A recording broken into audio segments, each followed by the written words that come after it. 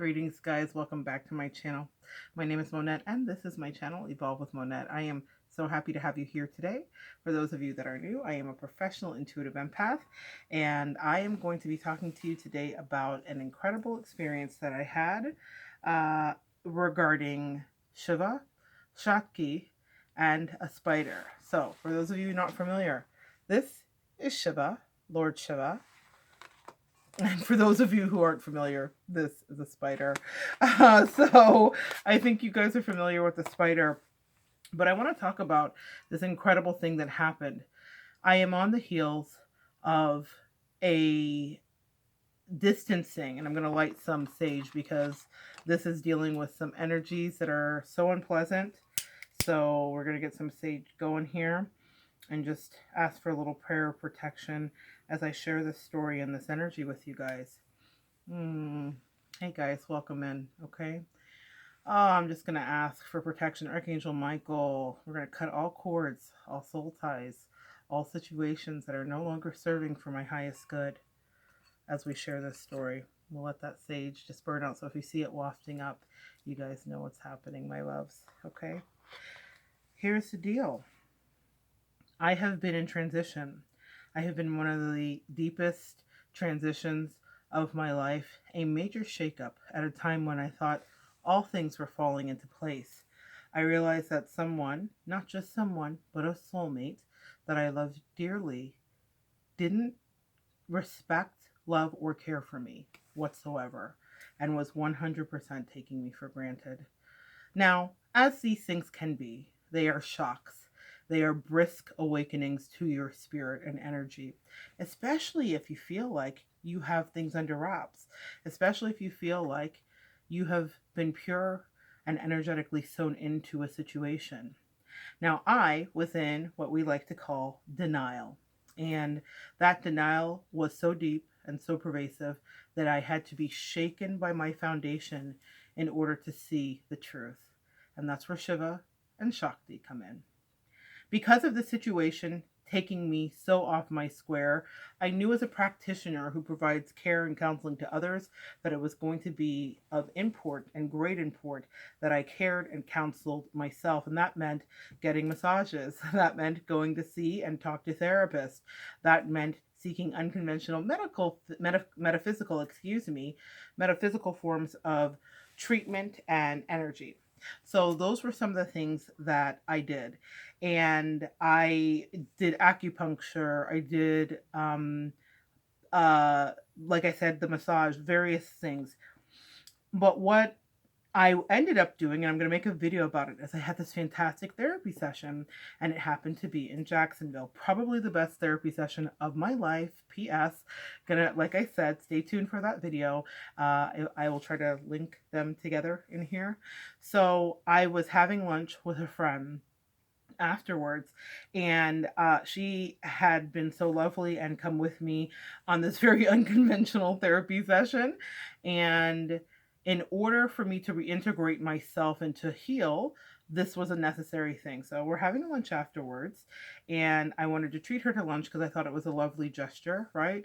That she had made to come on this journey that was like a 6-hour round trip, okay? Not including the therapy session. That's a good friend, right? So we had lunch, and then at the end of it, I wanted dessert. So I asked the lady at the case, I'm gluten-free, and I said, do you have anything gluten-free in the bakery case? And she said, you know, we do have this thing, and it's called Blueberry Bliss. And I thought, okay, I'll have that. So I get it. I haven't put it in a box. We were full. And I was like, I'll take it for the road. And I go up to pay. Now, I left my receipt that they had given me at the table there. And I remember looking at the receipt. I wish I had it for you guys. It would so tie the story together. I love receipts, facts, evidence. So I remember looking at it and looking at the bottom of my bill. And the receipt came up to $33.63. Keep that in your mind, pin that. And so I looked at it and I was like, okay. And then I looked and I was looking for the Blueberry Bliss to make sure they had added it. I'm very integral that way. And they hadn't. And then I looked further and I asked the lady and I said, hey, did you add the Blueberry Bliss? She said, oh yeah, it's right here. It's called SHATKI. Now, watch how the universe works. This is kind of an incredible thing. So it's SHATKI, and I have heard the word before, but I didn't really think much about it. On the way home, I Google it. It's bliss, and it's dealing. It means bliss, or it's synonymous with bliss. I got a really quick search response, so I didn't dive deep. So I am back at my friend's house, and my friend and I have both mutually lost a dear friend of ours. And when he passed over the holidays, she inherited part of his library. And for whatever reason, we were sitting there chatting, and she got up to do something. And my eyes were drawn, I believe, by my friend who was crossed over to this book that was on two books that were on the shelf about Kundalini rising. Now, Kundalini is an energy where it's like you're fully working through your chakras, and it's often described as a serpent and it winds its way up. It's very powerful. People ask you to be able to manage it, to handle it, to have a handle on it. Otherwise, it can get out of hand if you're not careful with these meditations. So I've always been aware of it, but I've always stayed away from it because I wasn't really ready. But for some reason, it was 5:55 when I said I wasn't ready. The 5:55 means changes, okay? So I wasn't really ready. And that's 5:55 on the timestamp, guys. So you can go back and hear what I was saying at that moment. But I had just, I knew of it, in metaphysical circles, but I was like, yeah, this may not be for me. But for that day, I almost heard my friend saying, Mo, go get those books. He was super abrupt that way. So I picked up the books and I started flipping through, and I see all of a sudden I flip through in that magical way we do, and I land right on SHATKI, right? And then I start reading about how it means bliss and how it's this divine energy and the rest of it. And I thought, oh my gosh, this is amazing. There's that word. And right next to it was the word SHIVA. And it was talking about how these two were a pair. And I thought, that is so interesting. So I go home and I am getting ready for bed, and I sleep with a CPAP. So I fasten my CPAP to my head a couple days later. But before that happened, before we get to the CPAP, I was scrolling through YouTube and I saw a picture. Now, it was a lot more eye-catching on YouTube. This is a beautiful card, but it was almost like in pain, and it was this weeping third eye, and I thought, that is so weird. And for whatever reason, I screenshot it and I sent it to a good friend, and I was like, this is really weird. No. So I documented this whole process. I was like, I'm super fascinated about it, so I started researching. So here's a little information about Shiva and SHATKI that I pulled up for you guys, because I wanted to really define this. Now, those of you that are familiar with East Indian gods and all the rest of it will be fine. You'll understand this, but it's the immutable masculine and the eternal feminine. So it's a symbol. Shiva and SHATKI are a symbol of cosmic balance. They were a couple. So if we have Greek mythology, this is their version of that, I believe. So it is, and it's written in scripture, and there are extensive speeches and conversations about it. But it's a cosmic balance where the masculine pole prevails sometimes and the feminine pole, and vice versa. So on a metaphysical level, this polarity game imparts constant changes over the destinies of the world and in the universe. There would be periods of absence or male concentration, followed by periods of presence or female expansion. The cosmic male concentration and the absence of fertilization coincide with the decline of dominant civilization. Shiva, the divine seed, so this is the god Shiva, fertilized the entire planet in a golden era, according to their scriptures and words, during which reigned peace and unity, and it was protected. Everything was protected and spiritually alive, and people respected his function as the destroyer. So here's what Shiva does. Shiva creates, protects, destroys, conceals, and his nature is revealed through the cycle of the world. The Lord Shiva, completely free, owns the diversity of forms and creation and destruction by its very nature. And the whole universe is SHATKI, which is the feminine receptor, right? It is the ultimate aim to recognize the nature of Shiva. SHATKI is the personification of the universe, and her activity is to love, while Shiva shares the state of supreme consciousness. SHATKI is fully and eternally complete. So, these two are a couple in their mythology, and Shiva came into my mind quite literally because they wanted me to wake up. They wanted me to rebalance. Now, what does this have to do with a spider bite? Well, it is not Ash Wednesday, folks. And this bite, this thing that you see on my forehead, is a black widow spider bite. When I came home and I adjusted my CPAP in my very bug-free home, I woke up thinking I had cranked it down too tight. For those of you with a CPAP, you will know what that means. Sometimes you can over tighten it, but I've never had pain like this. I woke up with a throbbing pain, and as the day went on, it became a goose egg, and it got bigger and hotter and more sinister. And I thought, this is so odd. Now, mind you, I had just taken a screenshot of this. And what had caught me specifically in the screenshot I shared or took was that the third eye was weeping, and it looked just odd to me. It looked odd to me. Now, what I realized is that this spider bite, here's a full circle moment. The soulmate that I distanced myself from when I first met them, I used to call them a black widow because they had a very alluring kind of Jezebel energy, you know, that Jezebel spirit. They were very seductive, still are, but it was something that I understood. And as years went by, that person's, I had things revealed from ancestors that had passed about exactly what spirit they were dealing with. And I'd even revealed something to them a few months ago, the final time that this ancestor came through, and they said, I've passed this thing on to this person. Please let them know that they have a karmic responsibility to balance and correct the energy, because I had it in spades and now they have it in spades. And I told that person that. However, so I just want you to understand that. But I had always called that person a black widow, okay? I'd always called them a black widow. So when I had this moment where I realized what happened, and here's the thing about not seeing. In the destruction of that situation, I was blind purposely because I was leaning too much to my divine feminine energy. I had always presumed that in the dynamics of our relationship that I was in a masculine form showing up for her.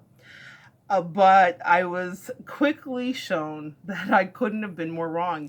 I was supremely and divinely feminine in our actions, and it was revealed to me over the last couple months, if not longer. But the final culmination of which was the kiss of the spider woman. The kiss of the spider woman, maybe the kiss of Judas. Either way, it's one and the same. It was an inevitable fate that I had to meet in order to be enlightened to the wisdom. So here's what happened, guys. The bump swelling went down the next day a little bit, and then these very violent, to me violent, popped up, these whiteheads, a cluster right around here, just right here, localized. And I thought, that's weird. This is not because I didn't wash off my makeup. This is not anything. I've never had this kind of reaction. I don't even break out that way with those kind of whiteheads. And I thought, this is really strange. And then I was scared of them, so I didn't touch it. And then they started to turn bright green, not whiteheads anymore, bright green with brown dots at the top. And I thought, okay, I'm freaking out. So I waited another day till I could pop them when it wasn't so tender, and I did start to lance each of these things.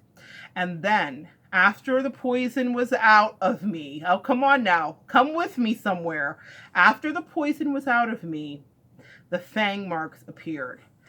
2 perfect parallel fang marks that if I was brave enough to let you see every pore, I would get closer for you to see. If I knew how to edit, I'd put the pictures in, and when I do know how, I will put the pictures in, because I documented each day the progress of the bite to show the doctors, okay? So the fang marks appeared, and I was horrified, because I want to tell you something. My greatest fear in life is arachnophobia, right? I have arachnophobia. Now, let's talk about arachnophobia. The reason that people have arachnophobia, guys, and I heard a scientist do a brilliant speech on this, is because we do not recognize spiders as anything familiar. They are alien to us. That is something else I used to say about this person. I used to say that she was an alien when it came to human connections, because she seemed to not be able to do it with ease, and I coached her through a lot of it. I did learn later that she was fully capable of doing it when she wanted to. But man, she had me fooled for many years, just for the right person. It wasn't something she wanted to do for me, but for other people, she was fully capable of showing up and being a human that was kind, emotionally available, gracious, compassionate. In moments where others would cry, she would receive them, hold them, and console them. In moments when I cried, she was cold as ice, allowing me to shatter against her like a pane of glass. That was my reality. So I underestimated her, and I overplayed myself into a position where I was overgiving. So when I'm dealing with this situation, and I'm thinking, okay, I have called this person all of these things, and this person was an alien to relationships and communication. But the alienness of spiders makes us uncomfortable, is what the scientists said. Now, what else is like a spider? An octopus, right? Or a crab, right? So we have crabs, we have octopus. These things are the cousins of, right?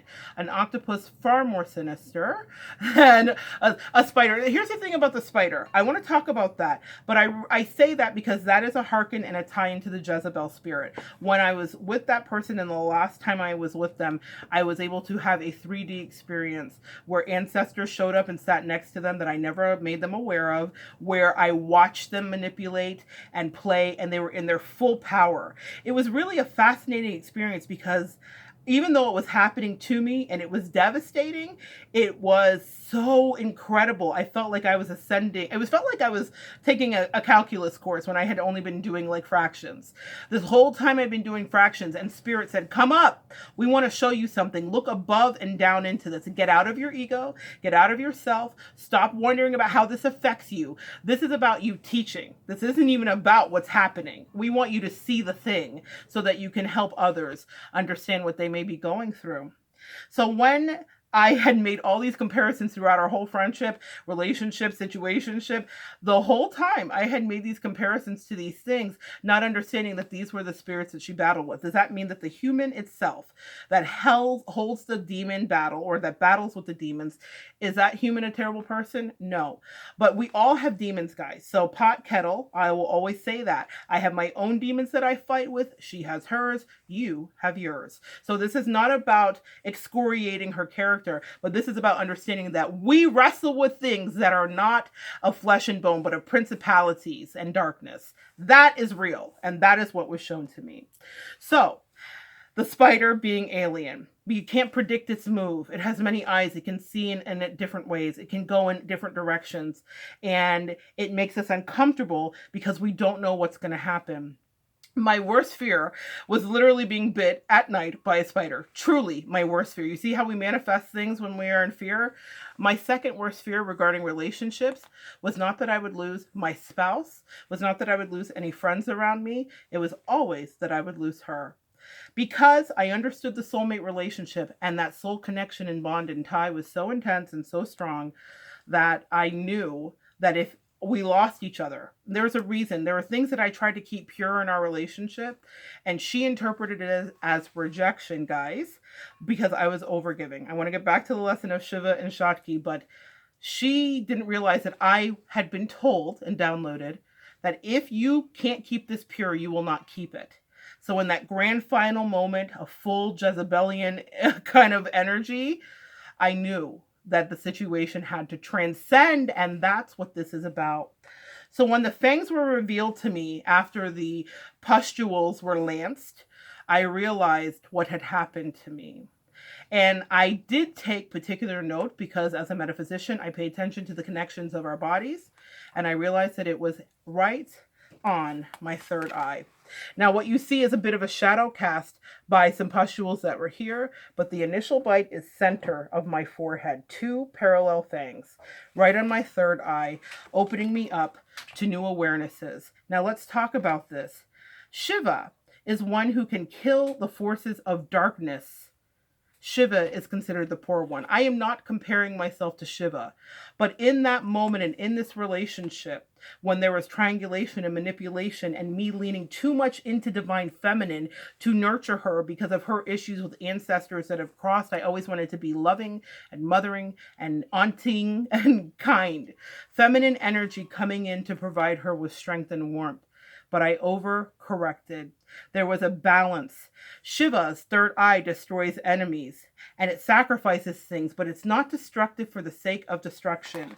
Shiva destroys to rebalance and to cause growth. In Florida, sometimes we have wildfires, as we do everywhere now. And by my mother's house, there are palm meadows, which are these very prickly palm tree looking bushes. And when a fire came through there a couple years ago, it burnt everything to the ground. And as far as you could see, it was black skeletons of trees. And then one day, the grass blades popped through. And within 3 months, it was lusher, even more so than when it was burned. When I thought that landscape would be barren forever. That's the power of Shiva. Destroying something, burning it to a crisp, walking away from it, breaking it down in order for regeneration to happen. Let's talk about the spider, which has terrified me, but I had to get into my bag and research. The creative spark that you're feeling, trust it, express it through writing, speaking, and stories that inspire and enlighten. The Black Widow that I had identified, that energy that I identified in her, is something that came and visited me in such a personal way. The kiss of the spider. And I didn't understand what was happening even then. And they said, listen, the clue was on your receipt. And this is what I want you to understand about conversations with the universe. When your angels start to speak to you guys, what will happen is you start to get a deeper language. A lot of us are familiar with angel numbers, and on my channel, I talk about angel numbers. There are several videos. My angel numbers are unique. They're not the typical ones, and it's not because the typical ones are bad. I get those too. A lot of 111s lately for me as I'm in a new level of elevation and transformation. I'm manifesting very quickly. So these angel numbers will elevate and they get tied into other instances like animal totems or other signs. My spirit language has gone from see, spot, run to the intro to War and Peace sometimes, guys, and I'm not exaggerating. It is deep. It is involved. It is multi-layered. Lessons take days, not a minute. And that is what's happening. So they said, go to your receipt. We want to talk to you about $33.63 for you to have the SHATKI added on, right? The bliss, which is the divine representation of bliss, feminine energy. They said that seeing this means that you should take note that your generosity, humanity, and responsiveness demonstrated constantly can be perceived by others as weakness, a tendency to dependence, and impracticality. You should use these qualities selectively. The 6, which deals with financial abundance. People think it's evil. It's really about your finances, business, and alignment. You should use these properties selectively, learning to distinguish those whom you want to pamper from those whom you simply let take advantage of you. The 3 in the message of the angels is most likely a usual statement of the fact that you're doing everything right, but at half steam. You should use your talents more actively and to have more tangible results. Turn on your imagination and you will be able to see opportunities for self-realization that you have not previously paid attention to. Perhaps it's time to expand your horizons. This message says that you could have gotten into a great trouble recently. If I would have violated the purity of our relationship, they showed me the trouble. You could have gotten into great trouble recently, but as they say, God saved you. However, this does not mean that you can relax now. What happened once may repeat. Therefore, rack your brain and try to understand where the threat came from. Then take steps to prevent anything like that from happening again. It also talks about money coming in because I have made the right choice of life partner. Extra money, which is likely to appear in my house soon, will just be perceived by both of you as a legitimate reward for fate, perseverance, integrity, and hard work. Nothing will change in your relationship, and your life will become more easy and fun. Now, I share that with you guys because that angel number was a direct tie-in to the soulmate supernova, another video that will come. When that imploded on itself into its blackest of holes in its most cavernous space, I thought, how do I go forward here? Because I have built my life understanding that even though we both had individual spouses, and even though we both had other relationships and friendships, that we were each other's person. My angel said to me, see with your third eye, my love, you were each other's person. The great destroying happened in order for both of you to rebuild. What does this mean? It means that this person can have a relationship with her karmic partner who she has chosen, and she will learn lessons, good and bad. I warned her, as a good empath will, that this is not going to end the way you think regarding the karmic partner that she triangulated me with. However, it is still something that she needs to walk through. And who am I to stop that? But does that mean that I let someone take advantage of me? Let's get back to Shiva and SHATKI and the integration of divine feminine and masculine. In this person, what I realized was I had been with my father. All my life, I had spent running from my father and from his mental illness and from his abusive, silent treatment, his crippling ways of various abuse. Abuse that did not happen with the soulmate in full. There were some things that were replicated. There was never any physical abuse whatsoever. But what I will say is, and this soulmate was a best friend, this soulmate I had a parental emotion for because of past life connection. And this soulmate and I shared so many things. I think you understand. Years ago, never in the last, we were friends for almost 20 years. So what I want you to understand is I thought I had done well by not marrying my father. If you knew my spouse, it's as complete opposite of my father as it could possibly be. But in the moments when I was with her in the last week, when Shiva was opening my third eye before the spider reminded me that I needed to keep it open, I saw his narcissism. I don't think she's a narcissist, but I saw it. I saw the hustler. I saw the gaming. I have it here. I saw things like this. This is a coffee cup that was purchased for me that she also purchased for another person. Something my father would do, like the same gift, two different people. So many things. They were like, girl, this is a mess. This is a mess. And that's why 3363 says, you escaped in the nick of time. You escaped before you were completely demoralized. See, I was just trying to love her and feeling her pulling away and feeling her being over our connection, not realizing that there are seasons, and maybe she was even wiser than me. She chose what she wanted. She chose someone else over me. And I thought, how do I go forward? And they said, it's not. And that's my friend Bob from heaven. He said, it's not just that. It's like I heard my angels and him. And that's why he showed me the Kundalini Rising book. He was saying, Mo, you have to integrate your masculine and feminine. You were too giving. You were too nice. You were too kind to a person that didn't care about you at all. She literally took it all for granted. And so we wanted to shake you awake. That's the grand awakening, right? That would be Kali, the god of awakening, right? But this was Lord Shiva coming through to me to say, look with your soul. Stop looking with your scared blind mice eyes where you don't want to see the truth because it means that something in your life is going to change and you're going to be uncomfortable. Well, empaths, let's get uncomfortable. Let's get uncomfortable with being complacent. Let's get uncomfortable with being treated poorly. Let's get uncomfortable with being chosen over another. You know, she once sent me a meme that says, don't make someone an option, or don't make someone a priority who makes me an option. She made me an option long ago. I didn't serve any importance. It was almost like being put out to pasture. I was like, oh, okay, so this is what this feels like. Okay, so I am no longer of service. And I struggled with it. And they said, you wouldn't struggle so much if you had integrated these principles. If you do not ascribe to Shiva and Shatki, that's fine. Get the message about divine feminine and divine masculine. I was out of balance, but she was not. She was not. Maybe on some level she is, and that's going to be her journey to walk through.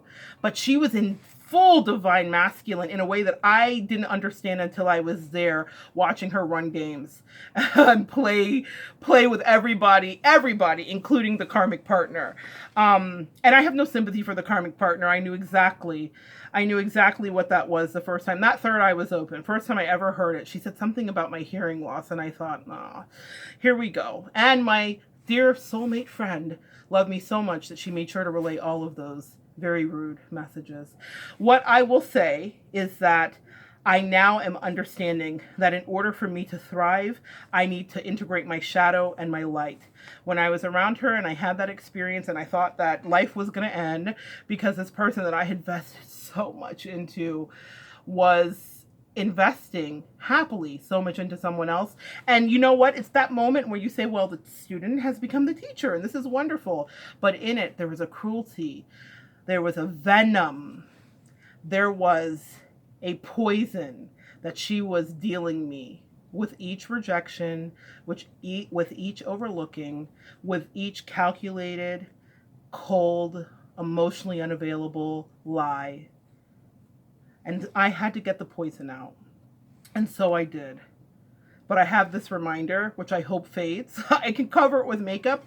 I haven't put makeup on this top part of my head today because I wanted to teach about this, but I also don't want to put anything on it as it is still very much in a healing process.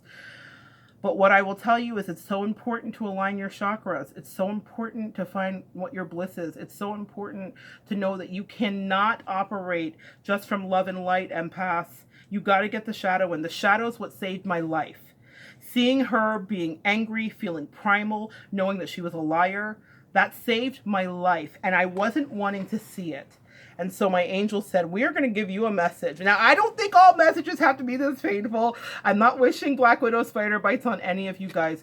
But my angel said, take a look at this.